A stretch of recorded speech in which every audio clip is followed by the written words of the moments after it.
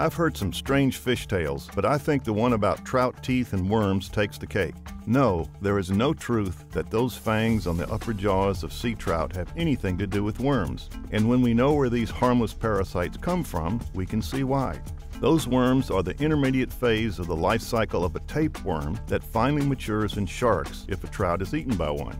The eggs are shed by the adult tapeworm in the shark into the water, where they're eaten by tiny crustaceans and finally end up in sea trout. So the trout teeth have nothing to do with getting the worms, and since they can only mature in sharks and not in humans, we have nothing to worry about except the aesthetics, and they're easily removed while cleaning.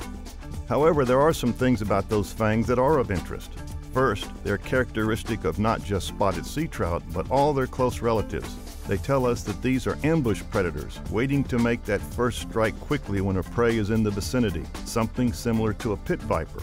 But of course, trout fangs aren't venomous. But that behavior is one of the reasons they are so much fun to catch, with that first telltale strike signaling a great catch on the line.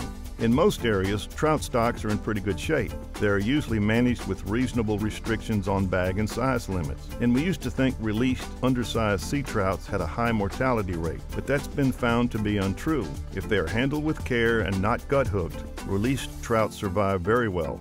In almost all areas of the U.S., netting of trout has been banned, and in some states they have been designated as game fish, which means no commercial harvest by any means is allowed. One last comment on those worms. If your catch was small and you don't wish to share it with your neighbor, one idea is to casually make him aware of their presence. For Sport Fishing Magazine TV, I'm Dr. Bob Shipp.